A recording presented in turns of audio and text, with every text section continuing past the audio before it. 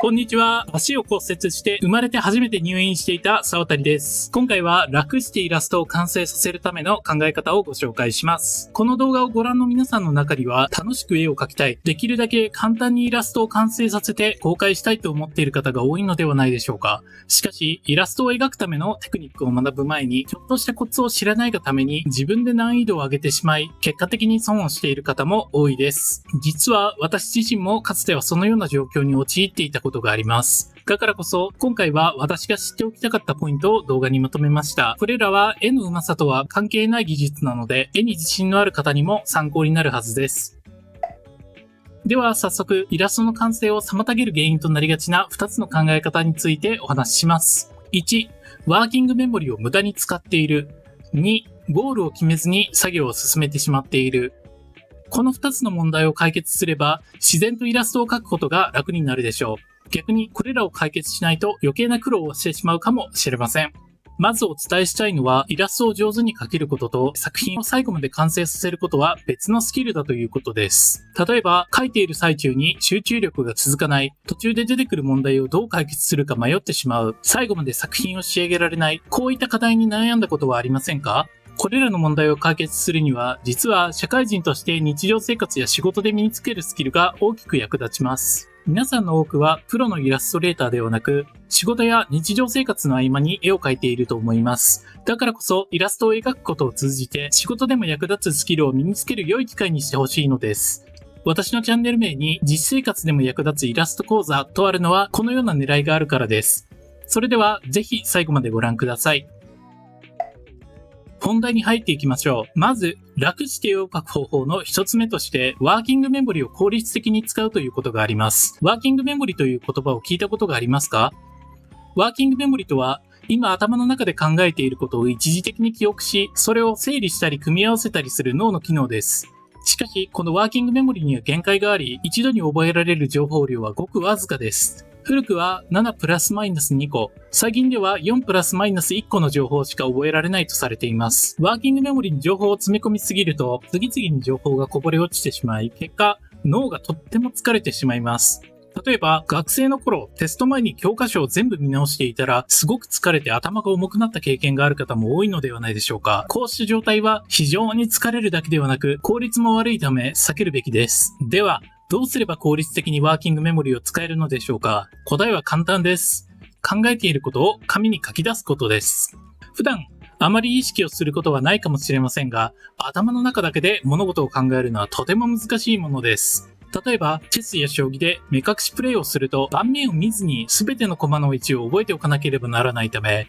通常のプレイよりもはるかに難しくなります。同じように、頭の中だけで考えていると、情報で頭がいっぱいになってしまいます。しかし、紙に書き出すことで、一時的な情報を記憶しておく必要がなくなり、その分を他のことを考えるために使うことができます。さらに、書いたものが残ることで、後から見返してアイデアを整理したり、組み合わせたりして、さらに発展させることもできます。どんなシチュエーションで役立つのか少しイメージしづらいかもしれませんので、具体例をお話しします。今月、私はこんな絵を描いていましたが、頭と肩周りの形がうまく描けていないように感じました。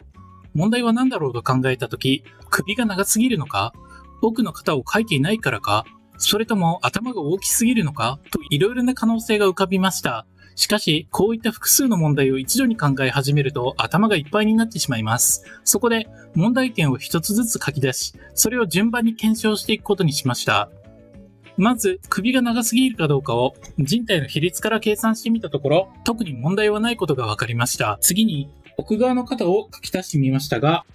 特に印象が変わらなかったため、これも問題ではないと判断しました。最後に、頭が大きいかどうかも人体の比率で確認したところ、これも間違いではありませんでした。しかし、ここで気づいたのは、頭と腰の大きさがあまり変わらないことです。この絵は下から見上げる煽りの構図だったので、本来はパースの影響で下の方が大きく、上の方が小さく見えるはずです。原因を探ってみると、ポーズの参考にした 3D モデルのパースの設定値が小さかったため、人体のパーツの大きさの差が少なすぎたことが分かりました。そこで 3D モデルのパーツの値を大きく設定し直し、もう一度当たりを取ってみたところ違和感が解消されました。このように絵に違和感を感じた時に問題点を一つずつ書き出して整理することがとても有効であることが分かっていただけたかと思います。ポイントは特にやる気が出ない時にこそ何でもいいので書き出すことです。心理学では物事が前に進んでいる時、人はモチベーションを感じ、停滞するとモチベーションが下がることが知られています。何も書き出していないと前に進んでいる感覚が得られず、モチベーションが下がってしまう可能性があります。逆に書き出すことで自分の努力が目に見える形で確認できるので、だんだんと気分が乗ってきます。ぜひ目隠し将棋のように頭の中だけで考えずに、今考えていることをどんどん書き出してみてください。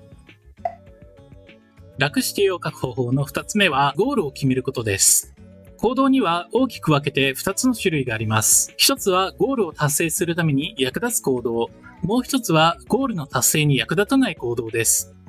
この2つを区別することが重要な理由は、モチベーションに大きな影響を与えるからです。皆さんが絵を描くとき、意識しているかどうかに関わらず、何らかのゴールがあるはずです。例えば、イラストを描いて SNS にアップロードすることや、漫画を描いて同人誌即売会に出展することなどです。私自身の経験ですが、ただ絵が上手くなりたいと思っていた時でも、実は絵が上手くなったら漫画を描きたいという目標が心の中にあったんです。では、皆さんは何をゴールとして絵を描いていますか？もしゴールを目指して絵を描いているのになかなかそのゴールに近づいている実感が湧かなければ、どんな気持ちになるのでしょうか？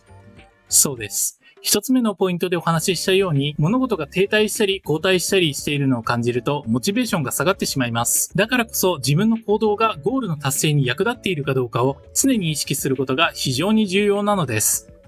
しかし、ゴールを達成する意識がないと、そのゴールに向かっていない行動に時間を使ってしまいがちです。そして、そのことに気がつかないまま進んでしまうことがあります。例えば、漫画を描いて同人誌即売会に出展したいと考えているのに、ただ絵が上手くなりたいと思っているだけだと、デッサンの練習ばかりに時間を使ってしまうかもしれません。これでは、いくら頑張っても、実際に目指しているゴールに近づいている気がしなくなります。では、どうすればよいのでしょうか？それは、自分が本当に達成したいゴールをしっかりと意識することです。まずは自分が何を望んでいるのかを見つめ直してみましょう。もし漫画を描きたいのなら、何よりもまず漫画を描くことが大事です。もしスキルが足りないと感じたら、その部分に集中して学習し、スキルを磨くことに時間を使うべきです。ただ、こう言うと、それは分かったけれど、どうやってそのゴールを見つければいいのかと思う方もいるでしょう。答えは、本当に自分が求めているゴールが見つかるまで、もっと短期的なゴールを設定することです。人間は、目標を達成するまで待つことが得意ではありません。これは自然なことです。野生の世界では、明日どうなるかわからないので、将来の利益のために、今手に入るものを我慢するという考え方は、あまり役に立たないからです。この本能を行動経済学で説明すると、将来の利益から待つことによる心理的な負担を引いて、現在の価値を判断してしまうということになります。これを時間割引率と呼び、将来の利益を待つことがどれだけ大変に感じるかを示しています。この負担の大きさは人によって異なります。将来のために我慢して努力するのが苦手な人は、この時間割引率が高いのかもしれません。そこでもっと短いゴールを設定することが効果的なわけです。例えば、1枚を完成させるのに何日もかかると、ゴールが遠くに感じてやる気が出ないことがあります。そこで15分間だけ集中して絵を描くという短いゴールを設定してみてください。たった15分でも集中できればそれで OK と考えると達成感も得られますし、次のステップに進むやる気も湧いてきます。私自身も15分だけと決めて作業をしたら思っていた以上に進んだ経験があります。YouTube の動画作成でも5000字ほどの脚本を書くのにとっても時間がかかります。そこで完成を意識せずに15分間だけ書くと決めて取り組んでみると意外なほど進捗が進み満足できる結果になったこともあります。このように短期的なゴールを設定して小さな達成を積み重ねることで最終的に自分が本当に望むゴールに近づいていくことができるのです。皆さんもまずはごく近い未来のゴールを設定してみてください。その積み重ねが最終的には大きな成果につながることを願っています。最後に今日お伝えした内容を実践する際の注意点についてお話しします。ここまで楽して絵を描くための考え方についてお話ししてきましたが、実際にこれらを試した時に思うようにできなかったという経験が起こるかもしれません。確かにこれらの考え方を身につけると絵を描くのが楽になりますが、それを習得するまでには少し努力が必要です。では、どうすれば効果的に身につけられるのでしょうか？その答えは、とにかく最初のハードルを低く設定し、できるだけ頻繁に実践することです。何かを身につける際にありがちな失敗は、最初からハードルを高くしすぎてしまうことです。まずは、やりすぎなぐらいハードルを低く設定して、挫折しないことを心がけてみてください。とはいえ、画力を上げることや、仕事に役立つスキルを身につけることには時間がかかります。すぐに結果が出なくてじれったく感じることもあるでしょう。でも、それは誰にでもあることです。何ヶ月か続けていると、いつの間にかできなかったことができるようになるものです。未来の利益のために努力することは人間にとって自然なことではないかもしれませんが、少しずつでも努力を積み重ねることが自分を変える方法です。それでは今日の動画の内容をまとめます。今回は楽して絵を描くためにワーキングメモリを効率的に使うこと、そして目指すべきゴールを決めることの重要性を紹介しました。画力だけではなく頭の使い方を工夫することでイラストを描く際のパフォーマンスが大きく変わります。このチャンネルではイラストに関する悩みを解決し、初心者から中級者の方へのヒントになる内容を発信していますので、ぜひチャンネル登録をお願いします。それではご視聴ありがとうございました。